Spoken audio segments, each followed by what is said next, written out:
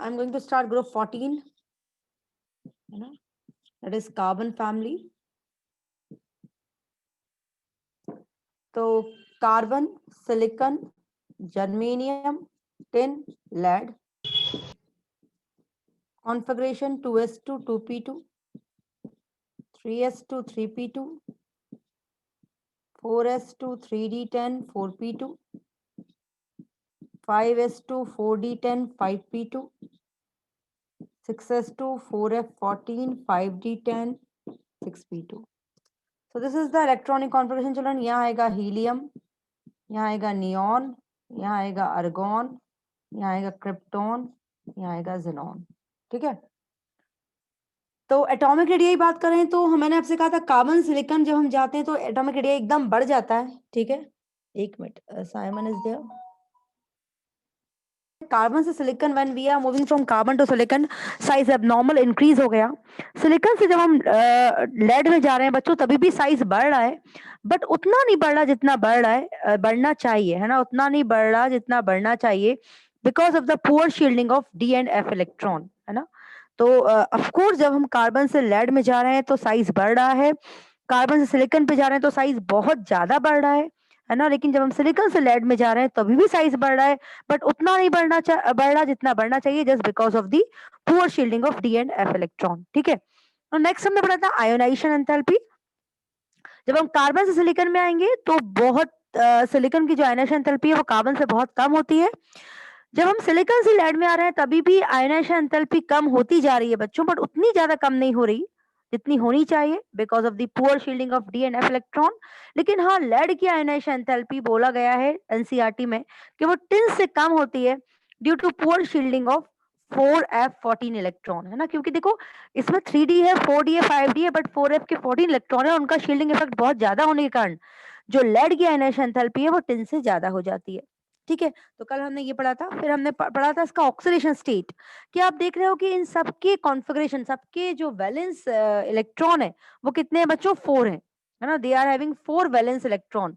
तो आप देख रहे हो कि 4 वैलेंस इलेक्ट्रॉन होने के कारण इनकी जो ऑक्सीडेशन स्टेट है वो कितना है, +4, है ना. They are having +4 oxidation state. लेकिन जैसे मैंने आपसे कहा कि जब मैं सिलिकॉन से या जर्मेनियम से लेड पे जा रही हूँ तो जर्मेनियम से देखिए डी के इलेक्ट्रॉन आना स्टार्ट हो गए, डी और एफ के इलेक्ट्रॉन. तो ये डी और एफ के इलेक्ट्रॉन कैसे होते हैं बच्चों, they are the poor shielder. ये खराब पर्दे होते हैं, they are very poor shielder, they are very poor screeners. तो जो आउटर मोस्ट के जो इलेक्ट्रॉन है, जो आउटर मोस्ट शेल के इलेक्ट्रॉन है, they are highly attracted towards the nucleus. वो हाईली न्यूक्लियस से अट्रैक्टेड है, बहुत ज्यादा अट्रैक्टेड है. और क्योंकि वो न्यूक्लियस से बहुत ज्यादा अट्रैक्टेड है तो इसलिए एस के इलेक्ट्रॉन स्पेशली, क्योंकि आप जानते हो ना एस के इलेक्ट्रॉन जो है वो स्पेशली पेनिट्रेट हो जाते हैं बहुत ज्यादा न्यूक्लियस के अंदर. तो उस हिसाब से अब देखा जाए तो केवल पी के 2 ही इलेक्ट्रॉन है जो बॉन्ड बनाने के लिए फ्री हैं. एस के इलेक्ट्रॉन बहुत ज्यादा बॉन्ड मतलब न्यूक्लियस से पेनिट्रेट हो चुके हैं. तो अभी कह सकते हो कि जर्मेनियम, टिन और लेड में +4 के अलावा वो बहुत सारे कंपाउंड +2 के भी बनाते हैं, है ना. लेकिन अगर हम लेड की बात करें बच्चों तो लेड में क्या आ जाता है, 4f के इलेक्ट्रॉन आ जाते हैं जो बहुत ज्यादा पुअर शील्डिंग इफेक्ट करते हैं. तो यहाँ पर +4 ऑक्सीजन स्टेट तो जो है वो होता ही नहीं, एग्जिस्ट ही नहीं करता, केवल +2 ही एग्जिस्ट करता है. मतलब अगर आपको ऐसा क्वेश्चन आए कि why PbCl4 can not form but PbCl2 form, तो PbCl4 क्यों नहीं बन सकता, क्योंकि 4 ऑक्सीजन स्टेट इसमें पॉसिबल नहीं है. क्यों पॉसिबल नहीं है, because of inert pair effect. क्या होता है इनर्ट पेयर इफेक्ट, एस के इलेक्ट्रॉन का बॉन्डिंग में पार्टिसिपेट नहीं करना. क्यों नहीं करना है एस के इलेक्ट्रॉन का बॉन्डिंग में participate, because of poor shielding of d and f electron. तो डी और एफ इलेक्ट्रॉन के पुअर शील्डिंग इफेक्ट के कारण एस का इलेक्ट्रॉन का बॉन्ड नहीं बनाना, इसको हम बोलते हैं क्या, इनर्ट पेयर इफेक्ट. तो लेड में इनर्ट पेयर इफेक्ट होता है, उसे कारण वो क्या करता है, उसका वो +4 ऑक्सीजन स्टेट शो नहीं करता, वो केवल +2 ऑक्सीजन स्टेट शो करता है. इसलिए PbCl4 एग्जिस्ट नहीं करेगा, केवल PbCl2 एग्जिस्ट करेगा. ठीक है. तो ये ध्यान रखना आप लोग कि जब हम ऊपर से नीचे जाते हैं तो लोअर ऑक्सीडेशन स्टेट की स्टेबिलिटी बढ़ती है बच्चों, मतलब +2 ऑक्सीजन स्टेट की स्टेबिलिटी बढ़ेगी, है ना. तभी तो आप देख रहे हो कि लेड जो है वो +4 ऑक्सीजन स्टेट शो ही नहीं कर रहा, है ना, केवल +2 ऑक्सीजन स्टेट ही शो कर रहा है. ठीक है. चलिए नेक्स्ट टॉपिक है हमारा हाइलाइट्स, हाइलाइट्स ऑफ ग्रुप 14, है ना. तो अगर हम बात करें ग्रुप 14 के हाइलाइट की, तो अभी मैंने आपको बताया ना कि ये +4 ऑक्सीजन स्टेट शो करते हैं, मतलब दे फॉर्म टेट्रा हाइलाइड. है ना। अगर +4 ऑक्सीजन स्टेट शो करते हैं मतलब ये क्या बनाएंगे, टेट्राहेलाइड, लाइक CCl4, SiCl4, है ना, इस तरह से ब्ला ब्ला ब्ला। तो they are forming the tetra halides, ठीक है। लेकिन अगर हम बात करें तो लेड की, तो लेड याद रखो PbCl2 ही बनाएगा, वो केवल +2 ऑक्सीजन स्टेट शो करेगा, +4 नहीं करेगा, ठीक है। It will not show +4 oxygen state, it will only show +2 oxygen state, वो केवल +2 शो करेगा। और कार्बन और सिलिकॉन जो है वो टेट्राहेलाइड्स हैं, वो +4 ऑक्सीजन स्टेट शो करेंगे। बच्चों याद रखो, एक क्वेश्चन आपको इस पे आ सकता है कि कार्बन टेट्राहेलाइड जो है वो हाइड्रोलाइज नहीं हो सकता ना, हाइड्रोलाइज नहीं हो सकता। मैंने आपको कल बताया था ना, हाइड्रोलाइज करना मतलब वाटर के लोन पेयर को एक्सेप्ट करना। और आप सब जानते हो कि कार्बन में डी ऑर्बिटल नहीं होते, जबकि सिलिकॉन में डी ऑर्बिटल होते हैं। तो सिलिकॉन को आप हाइड्रोलाइज कर सकते हो, है ना। सिलिकॉन जो है वो हाइड्रोलाइज हो सकता है। तो SiCl4 जो है, इसकी आप पानी के साथ रिएक्शन करवाओगे तो ये क्या बनाएगा, सिलिकिक एसिड, SiOH4, है ना। ये सिलिकिक एसिड बनाएगा क्योंकि यहाँ पर सिलिकॉन के पास वैकेंट डी ऑर्बिटल होते हैं, जहां पर वो वाटर के साथ रिएक्ट करके सिलिकिक एसिड बनाता है, ठीक है। क्या बनाता है, सिलिकिक एसिड। लेकिन कार्बन के पास क्योंकि डी ऑर्बिटल नहीं होता तो वो हाइड्रोलाइज नहीं होता। तो याद रखना, CCl4 can not hydrolyse, but SiCl4 can be hydrolyse due to the presence of vacant d orbital in silicon. On the other hand, carbon do not have vacant d orbital, therefore it will not get hydrolyzed. ये बात सबको समझ में आ गई क्या? Is it okay? Yes, Snake? ma'am. हाँ। और एक बात और सुनो, याद रखना बेटा, SiF6 बनता है ना, बट SiCl6 नहीं बन सकता। ऐसा क्यों? क्योंकि फ्लोरीन का साइज छोटा होता है। तो 6 फ्लोरीन सिलिकॉन के आसपास आ सकते हैं, बट क्लोरीन का साइज बहुत बड़ा होता है। तो 6 क्लोरीन, इतने बड़े बड़े सिलिकॉन का साइज इतना छोटा होता है कि वो बड़े बड़े 6 क्लोरीन को अकोमोडेट नहीं कर पाता। और यही रीजन है कि SiCF6 तो बनता है लेकिन SiCl6 नहीं बनता। अगेन मैं बार बार बोल रही हूँ, कुछ सारे क्वेश्चन आपको एमसीक्यू में पूछे जा सकते हैं।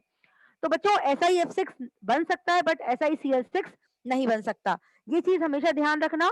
और एक बात ये भी ध्यान रखना कि CCl4 का हाइड्रोलिसिस नहीं हो सकता, जबकि SiCl4 का हाइड्रोलिसिस हो सकता है। क्यों? क्योंकि कार्बन में वैकेंट डी ऑर्बिटल नहीं होते, कार्बन में डी ऑर्बिटल ही नहीं होते, है ना, इसलिए उसका हाइड्रोलिसिस नहीं हो सकता।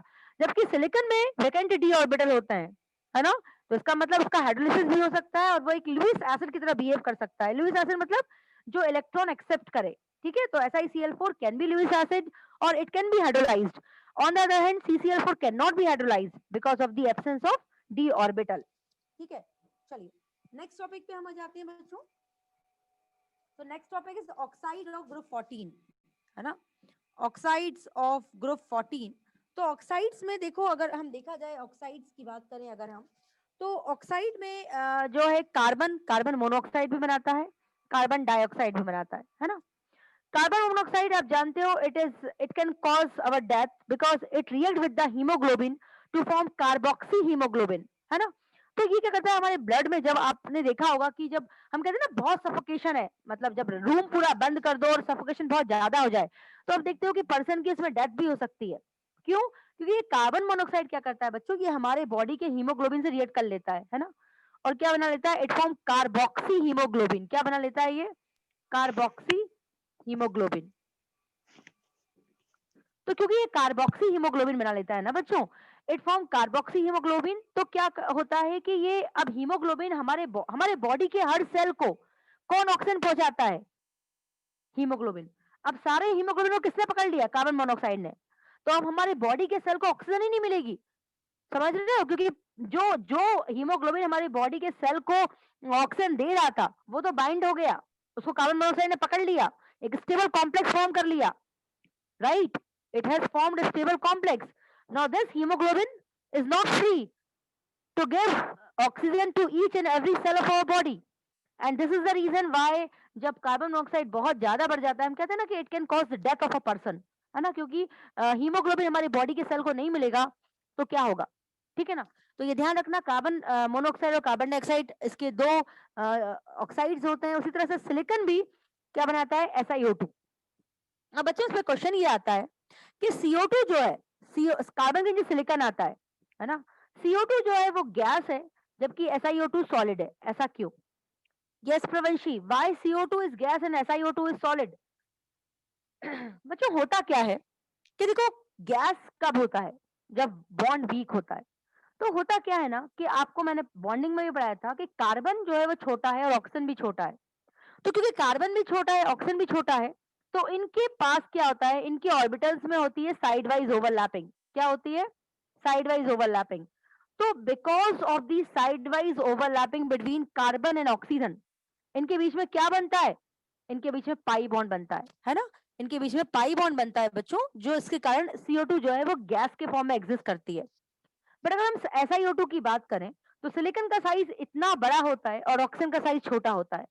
तो ऑफ कोर्स इनके बीच में पाई बॉन्ड नहीं बन पाता है ना, क्योंकि सिलिकॉन का साइज बहुत बड़ा है और ऑक्सीजन बहुत छोटा है। तो they can not be able to form the pi bond, ये पाई बॉन्ड नहीं बना सकते। इसलिए ये क्या बनाते हैं? Single bond. और जिस भी कंपाउंड में सिंगल बॉन्ड होता है वो सॉलिड होता है। जिस भी कंपाउंड में मैक्सिमम जिसमें पाई बॉन्ड होता है वो गैस के फॉर्म में एग्जिस्ट करता है, समझ रहे हो? जैसे N2 गैस होती है, उसमें पाई बॉन्ड होता है। O2 गैस होती है, तो जिस भी मॉलिक्यूल में अगर पाई बॉन्ड है तो वो गैस के फॉर्म में एग्जिस्ट करता है। तो यहाँ पर देख रहे हो आप कि कार्बन डाइऑक्साइड गैस है, क्योंकि कार्बन जो है वो छोटा है, ऑक्सीजन भी छोटा है। तो बिकॉज उनके ऑर्बिटल्स का साइज सेम है और छोटे ऑर्बिटल्स ही पाई बॉन्ड बना सकते हैं, वही साइड वाइज ओवरलैपिंग कर सकते हैं। तो क्योंकि कार्बन और ऑक्सीजन की जो ऑर्बिटल्स हैं उनका साइज छोटा है, वो साइड वाइज ओवरलैपिंग करके पाई बॉन्ड बनाते हैं। और because of the presence of pi bond, carbon dioxide जो है वो गैस के फॉर्म में एग्जिस्ट करता है। बट अगर हम सिलिकॉन ऑक्साइड की बात करें, तो सिलिकॉन का ऑर्बिटल्स बहुत बड़े होते हैं, ठीक है? वो इतने बड़े होते हैं कि वो पाई बॉन्ड नहीं बना सकते, है ना? ऑक्सीजन का ऑर्बिटल छोटे, सिलिकॉन के बड़े, तो इनके बीच में पाई बॉन्डिंग नहीं बन सकती। तो क्योंकि इनके बीच में पाई बॉन्डिंग नहीं बन सकती, तो ये क्या बनाएंगे? Single bond. और क्योंकि ये सिंगल बॉन्ड बनाते हैं, इसलिए SiO2 जो है वो सॉलिड है और CO2 जो है वो गैस है। Is it okay Snigdha? समझ में आया स्नेग्ध? वंशी? Yes, ma'am. हम्म।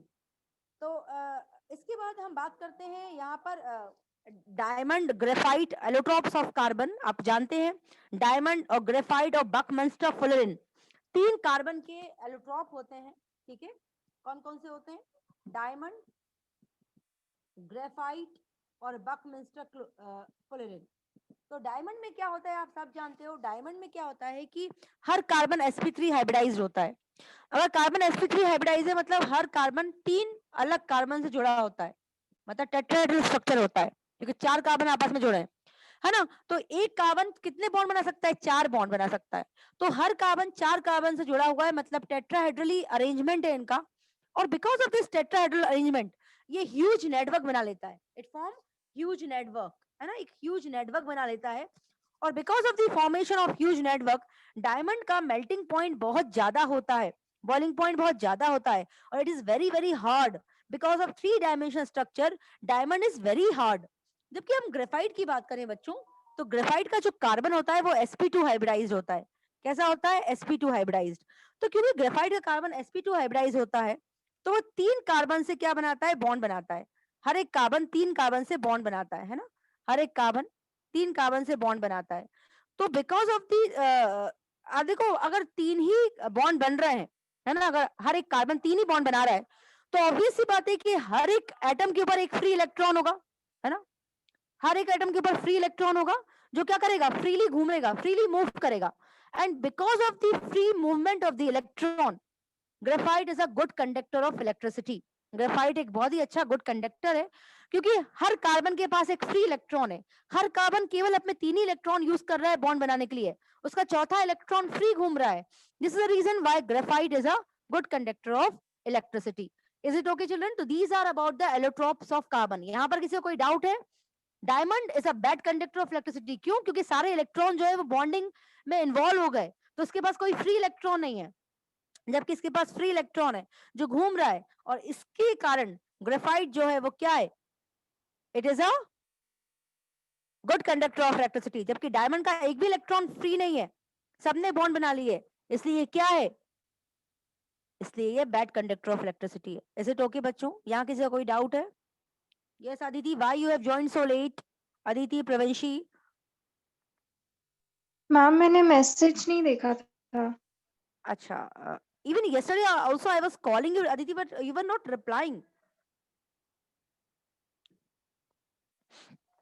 अदिति, ओके, चलो कोई बात यस नहीं अदिति। मैम। तुम लेट आई हो। ये तुम्हें डायमंड ग्रेफाइट का स्ट्रक्चर समझ में आया अदिति? No Aditi, ma'am.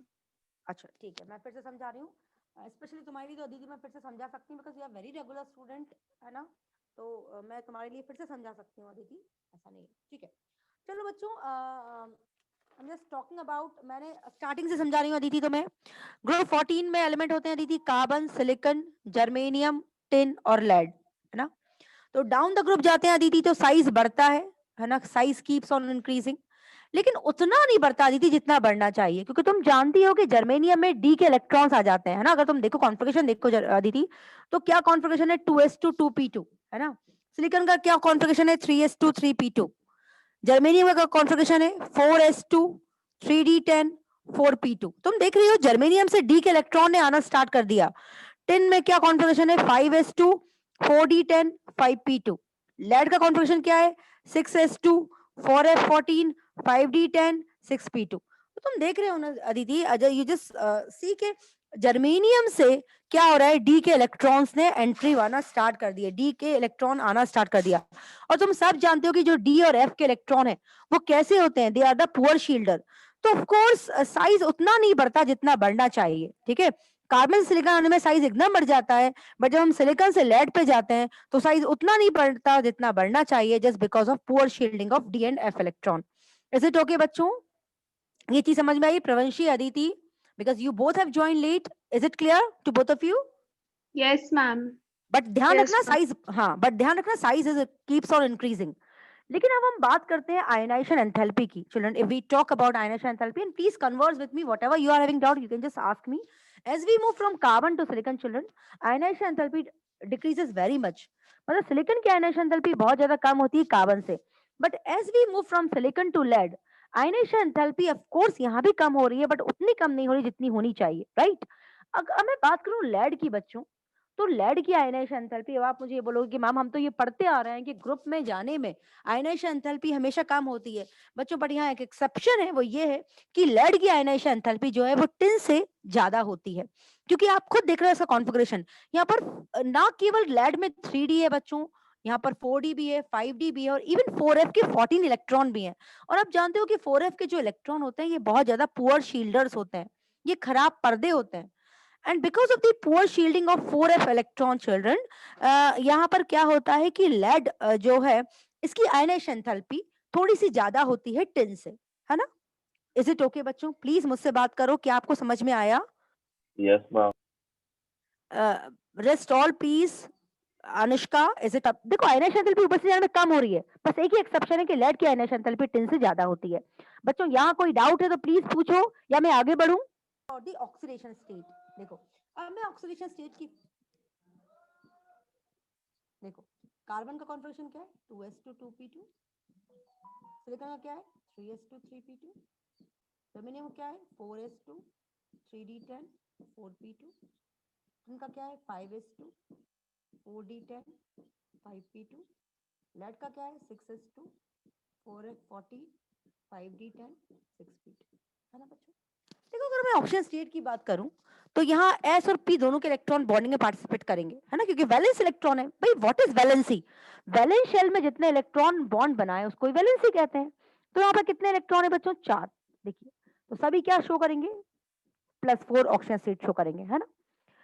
लेकिन यहाँ पर बच्चों मैंने आपको कल बताया था ना कि inert pair effect, inert pair effect क्या होता है, एस इलेक्ट्रॉन का बॉन्ड नहीं बनाना। क्यों नहीं बनाना?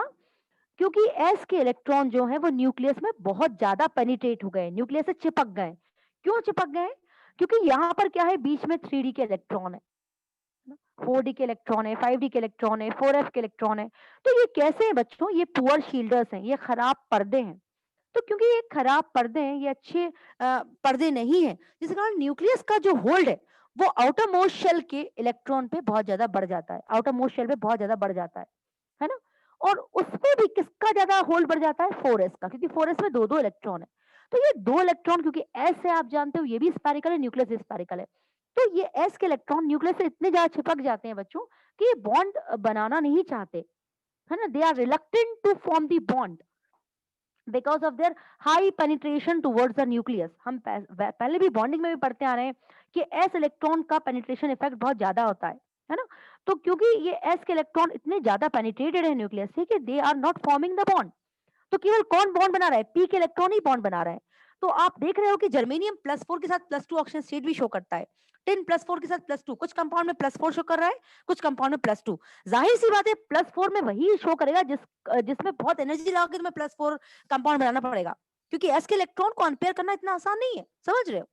तो जनरली ये +2 के कंपाउंड ही फॉर्म करते हैं। लेकिन अगर मैं लेड की बात करूं तो इसमें इतना ज्यादा इनर्ट पेयर इफेक्ट इतना ज्यादा है, बिकॉज ऑफ 4s के इलेक्ट्रॉन यहाँ पर हैं, तो ज्यादा शील्डिंग इफेक्ट हो रही है। तो ज्यादा शील्डिंग इफेक्ट के कारण s के इलेक्ट्रॉन बहुत ज्यादा पेनिट्रेट हो गए हैं बच्चों। तो केवल p के ही 2 इलेक्ट्रॉन फ्री है, तो लेड जो है वो केवल एक ही ऑक्सीजन स्टेट शो करेगा, वो है +2। बाकी देखो कार्बन सिलिकॉन केवल क्या शो करेंगे? केवल +4 करेंगे। जर्मेनियम टिन +4 भी करेंगे, +2 भी करेंगे। जनरली ये +2 ही करते हैं, मैंने अभी बताया, because of the poor shielding of D electron. लेकिन लेड की बात करें तो ये +4 शो करता ही नहीं, ये केवल +2 ही शो करता है। Is it okay children? Is it clear?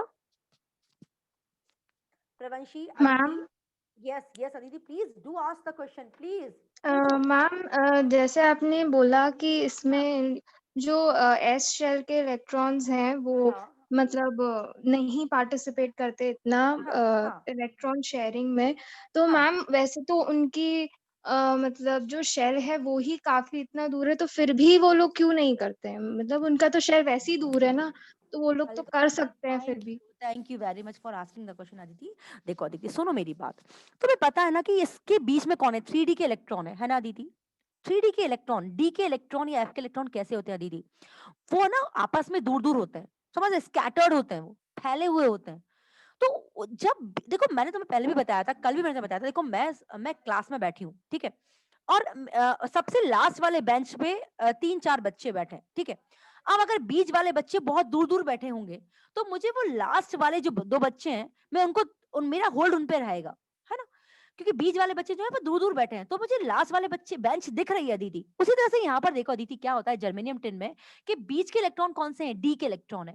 और ये डी के इलेक्ट्रॉन इतने ज्यादा स्कैटर्ड है ना अदिति, कि मैं न्यूक्लियस, मतलब न्यूक्लियस जो है वो आउटरमोस्ट शेल को, मतलब 4 शेल को, और टिन में 5th शेल को पकड़े हुए, मतलब वो होल्ड पे है न्यूक्लियस के।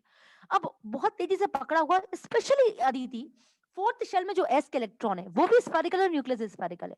तो न्यूक्लियस का जो पकड़ है वो एस के इलेक्ट्रॉन पे ज्यादा है एज कंपेरेटिव टू पी के इलेक्ट्रॉन पे, है ना दीदी? तो बेटा एस के इलेक्ट्रॉन इतनी ज्यादा पकड़ में है न्यूक्लियस के कि वो बॉन्ड नहीं बना पा रहे हैं आसानी से। तो केवल उस केस में पी के इलेक्ट्रॉन ही बॉन्ड बना रहे हैं। और इसी वजह से कि एस के इलेक्ट्रॉन का बॉन्ड नहीं बनाना, because of the poor shielding of d and f electron, Aditi इसी को हम इनर्ट पेयर इफेक्ट कहते हैं। क्योंकि एस के electron they are very much bonded to the nucleus, है ना दीदी? Yes ma'am. नहीं, not yes ma'am, are you satisfied with my answer?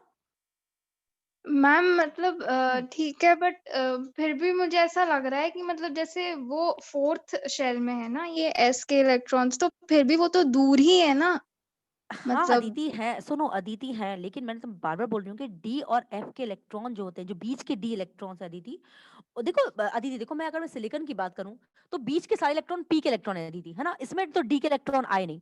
तो पी के इलेक्ट्रॉन कैसे होते हैं? बहुत कॉम्पैक्ट होते हैं, मतलब पास पास बैठे होते हैं, समझ रहे हो तुम? तो न्यूक्लियस का होल्ड आउटरमोस्ट शेल पे नहीं आ जा पाता इतना। क्यों नहीं जा पाता अदिति? क्योंकि जो बीच वाले इलेक्ट्रॉन ना फस फस के पास पास बैठे हैं, सुकुड़ सुकुड़ के बैठे हैं। तो उस केस में न्यूक्लियस की होल्ड हो ही नहीं पाता आउटरमोस्ट शेल पे। लेकिन अगर वही बीच वाले इलेक्ट्रॉन पी और एस के ना होके डी और एफ के होंगे, तो ये फैलकर बैठेंगे। बेटा जब भी ये फैलकर बैठेंगे, जब भी ये फैलकर बैठेंगे ना अदिति, तो हमेशा साइज डिक्रीज होगा इनके कारण। क्योंकि ये इतने खराब, क्योंकि एक स्क्रीनिंग इफेक्ट, एक इफेक्ट होता है अदिति। स्क्रीनिंग इफेक्ट मतलब बीच वाले इलेक्ट्रॉन एक स्क्रीन का काम करते हैं। किस किस के बीच में? न्यूक्लियस और आउटर मोस्ट शेल के बीच में अदिति। तो ये बहुत डिपेंड करता है कि बीच वाले जो इलेक्ट्रॉन है, जो स्क्रीन है, जो बीच वाले इलेक्ट्रॉन है, वो कौन है। अगर वो एस और पी के इलेक्ट्रॉन होंगे ना अदिति, तो वो इतने अच्छे पर्दे होते हैं अदिति, कि कभी भी न्यूक्लियस का होल्ड आउटरमोस्ट शेल पे इतना जाएगा ही नहीं। लेकिन यही अदिति अगर बीच के इलेक्ट्रॉन डी और एफ के इलेक्ट्रॉन होते हैं ना अदिति, तो ये इतने फैलकर बैठे होते हैं ना अदिति, कि ये स्क्रीन बहुत ही खराब स्क्रीन होती है, क्योंकि फैलकर बैठे हुए हैं, अच्छे से शील्ड नहीं कर पा रहे। किसको? आउटरमोस्ट इलेक्ट्रॉन को। किससे? न्यूक्लियस से। तो न्यूक्लियस का होल्ड जो है ना दीदी, वो अपने आप बिल्कुल, तुम माना मैंने बात की, साइज बड़ा है, 4th शेल है, बट स्टिल न्यूक्लियस की पकड़ है ना उसके ऊपर, तो उसको पकड़ के वो अपने पास बुला ही लेगा दीदी। माना मैं फोर्थ शेल है, बट फिर भी न्यूक्लियस का होल्ड उस पे आ जाएगा दीदी। साइज छोटी की बात नहीं है, न्यूक्लियस को पकड़ लेगा, न्यूक्लियस की उसकी नजर रहेगी, न्यूक्लियस का एक इलेक्ट्रोस्टैटिक फोर्स ऑफ अट्रैक्शन उस पे रहेगा। समझ रहे हो? जैसे मुझ पे लास्ट बेंच तो अपनी जगह पे है, वो तो लास्ट भी रहेगी ना, ऐसा थोड़ा ना। लेकिन मेरी तो होल्ड रहेगा ना, क्योंकि बीच वाले इलेक्ट्रॉन दूर दूर बैठे हैं, तो मैं तो उसको देख रही हूँ ना वो क्या कर रहा है। हालांकि वो दूर तो मुझसे है, बिल्कुल दूर है, क्योंकि वो लास्ट बेंच पे बैठा है, वो मुझसे दूर है, बट मेरी नजर तो उस पे है ना दीदी, कि वो क्या कर रहा है, वो पढ़ रहा है कि नहीं पढ़ रहा है। क्या मेरी नजर उस पे नहीं रहेगी? बिल्कुल रहेगी। क्यों रहेगी? क्योंकि बीच वाले इलेक्ट्रॉन दूर दूर बैठे हैं, इसलिए मेरी नजर बिल्कुल रहेगी। Is it okay Aditi? हाँ डिस मैम, हाँ ठीक हाँ, है। डिस्टेंस तो, हाँ बेटा डिस्टेंस तो कम। और बच्चों प्लीज इसी तरह से क्वेश्चन पूछो। आप लोग ने साइंस लिया है और केमिस्ट्री इतनी आसान नहीं है, जब तक आप उसमें मर्ज होके इन्वॉल्व होकर क्वेश्चन नहीं पूछोगे, कैसे मुझे समझ में आएगा? पी के 2 इलेक्ट्रॉन, तो PbCl4 नहीं बन के क्या बनेगा? PbCl2, क्योंकि ये केवल और केवल +2 ऑक्सीजन स्टेट शो कर रहा है।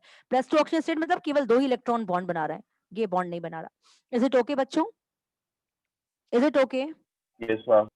गुड। है ना? तो ये रीजन है कि याद रखना ये क्वेश्चन बहुत इंपॉर्टेंट है, ये आ सकता है। अब हम आगे बढ़े, यहाँ तक इसे कोई डाउट है? मैं आगे बढ़ूं तो अब हम बात करते हैं हैलाइड्स की, है ना, halides of carbon family. Let us talk about the halides of carbon family, group 14। देखो, अब मैंने अभी बताया ना कि +4 ऑक्सीजन स्टेट शो करते हैं ये, तो +4 ऑक्सीजन स्टेट शो करते हैं मतलब कार्बन क्या बनाएगा? देखो मैंने आपको बताया था कार्बन और सिलिकॉन ये तो केवल और केवल +4 ऑक्सीजन स्टेट शो करते हैं। जर्मेनियम और टिन ये +4 भी करते हैं और +2 भी करते हैं, और जो लेड है वो तो केवल +2 करता है। तो ये ध्यान रखना, ये दोनों केवल +4, ये +4 भी +2 दोनों शो करता है, ये केवल +2 शो करता है। बच्चों प्लीज ध्यान से सुनो, समझो अच्छे से, ठीक है? चलो अब मैं हैलाइड्स की बात करूं, तो जैसे कार्बन भी +4 शो कर रहा है मतलब CCl4 बनाएगा, है ना? लेड भी, सॉरी कार्बन, सिलिकॉन भी SiCl4 बनाएगा, है ना बच्चों? एक मिनट बच्चों, एक मिनट। जबकि सिलिकॉन, रानी अब आ रही है, जबकि सिलिकॉन टेट्राक्लोराइड जो है इसका हाइड्रोलिसिस हो सकता है ना, ये हाइड्रोलिसिस कर सकता है। तो कार्बन टेट्राक्लोराइड का हाइड्रोलिसिस नहीं हो सकता, जबकि सिलिकॉन टेट्राक्लोराइड का हाइड्रोलिसिस हो सकता है। ऐसा क्यों? तो कल भी मैंने आपको बताया था ना, हाइड्रोलिसिस करना मतलब क्या होता है बच्चों? What do you mean by hydrolysis? Hydrolysis मतलब होता है कि लोन पेयर को एक्सेप्ट करना। वाटर में क्या होते हैं बच्चों? वाटर में लोन पेयर होते हैं। तो कार्बन के पास कोई खाली जगह होना चाहिए। देखो कार्बन का ऑक्टेट कंप्लीट है ना, इसने कितने 4 बॉन्ड बनाए क्लोरीन के साथ, तो इसका ऑक्टेट कंप्लीट है। अब इसके पास कोई भी खाली ऑर्बिटल नहीं है जिसमें वो वाटर के लोन पेयर को एक्सेप्ट करे ले। तो जब उसके पास खाली जगह ही नहीं है, तो वो कैसे हाइड्रोलाइज हो पाएगा? वो हाइड्रोलाइज नहीं हो पाएगा, it can not be able to hydrolyse. जबकि हम सिलिकॉन की बात करें बच्चों, तो इसके पास पूरे के पूरे, देखो थर्ड शेल है ना, इसका वैलेंस शेल क्या है? थर्ड शेल है, और थर्ड शेल में डी आ जाता है, तो इसके पूरे 3D ऑर्बिटल, पूरे थर्ड शेल जो है वो खाली है, 3D ऑर्बिटल पूरा खाली है। तो वाटर के लोन पेयर जो है वो इनके डी ऑर्बिटल में आ सकते हैं, ये एक्सेप्ट कर लेगा। क्या वाटर के लोन पेयर एक्सेप्ट कर लेगा? किसमें? इस अपने 3D ऑर्बिटल में, है ना? अपने 3D ऑर्बिटल में वाटर के लोन पेयर को एक्सेप्ट कर लेगा, मतलब ये हाइड्रोलिसिस हो सकता है इसका, है ना? देखो कैसे होगा, देखो SiCl4 है, अब इसके खाली डी ऑर्बिटल है, यहाँ पर ये क्या करेगा? ये वाटर से बॉन्ड बना लेगा, वाटर के लोन पेयर को एक्सेप्ट कर लेगा इस तरह से। लेकिन कार्बन के पास क्या है? कार्बन के पास डी ऑर्बिटल नहीं है, तो वो वाटर के लोन पेयर ले ही नहीं सकता। तो क्योंकि वो वाटर के लोन पेयर ले ही नहीं सकता, तो वो वाटर के साथ रिएक्शन नहीं करेगा, it can not be hydrolysed. जबकि सिलिकॉन के पास क्या है? 3D ऑर्बिटल है, वो खाली पूरा पड़ा है, वहां पर वो वाटर के लोन पेयर को एक्सेप्ट कर सकता है ना? इसलिए वो वाटर के लोन पेयर को एक्सेप्ट करके वाटर से रिएक्ट करके वो क्या बना लेगा? SiOH4, that is known as silicic acid. जबकि कार्बन टेट्राक्लोराइड नहीं बना पाएगा। प्रवंशी यहाँ कोई डाउट है? अदिति प्लीज, अनुष्का। हम बोलते हैं ना कि इसका हाइड्रोलिसिस हो रहा है, इसका जैसे मैंने बोला आपसे, क्वेश्चन एक एनसीईआरटी में है जो बहुत कॉमन पूछा जाता है कि CCl4 का हाइड्रोलिसिस नहीं हो सकता, है ना? CCl4 can not be hydrolysed, जबकि SiCl4 का हाइड्रोलिसिस हो सकता है। ऐसा क्यों? देखो ऐसा इसलिए कि कार्बन की वैलेंसी सेटिस्फाइड है, इसने 4 क्लोरीन के साथ अपनी ऑक्टेट कंप्लीट कर लिया, इसका 2s2p पूरा भरा है, ठीक है? अब इसके पास जगह ही नहीं है, it is not having space, ये कहां पर वाटर के लोन पे एक्सेप्ट करेगा? इसका ऑक्टेट कंप्लीट है, 1 2 3 4 5 6 7 8। लेकिन मैं अगर सिलिकॉन की बात करूं, तो सिलिकॉन का भी ऑक्टेट कंप्लीट है बच्चों, लेकिन यहाँ पर है क्या? यहाँ पर इसके पास 3D के ऑर्बिटल्स हैं, है ना? 3D खाली पड़ा हुआ है, आप देख रहे हो इसके पास, सिलिकॉन के पास क्या होता है? 3D होता है। तो ये वहां पर वाटर के लोन पेयर को रख लेगा, है ना? वाटर के लोन पेयर को एक्सेप्ट कर लेगा, वाटर के लोन पेयर एक्सेप्ट कर लेगा। फिर क्या होगा कि ये HCl बाहर निकल जाएगा और इसकी जगह, इस बॉन्ड की जगह क्या आ जाएगा, OH आ जाएगा, ये आ गया OH। अब अगर दूसरा वाटर मॉलिक्यूल लेकर आओगे तभी भी ये कोऑर्डिनेट बॉन्ड बना लेगा। क्यों बना लेगा, क्योंकि इसके पास d के ऑर्बिटल है ना। फिर क्या होगा, फिर ये HCl बाहर निकल जाएगा और क्या आ जाएगा, फिर OH आ जाएगा। अगेन d के ऑर्बिटल्स खाली हो गए, है ना। फिर ओ वाटर लेकर आओ, फिर वाटर के साथ ये बॉन्ड बना लेगा, लोन पे एक्सेप्ट कर लेगा। फिर क्या होगा, फिर HCl निकल जाएगा, फिर क्या आ जाएगा, OH आ जाएगा, है ना। इसके पास खाली d ऑर्बिटल्स हैं।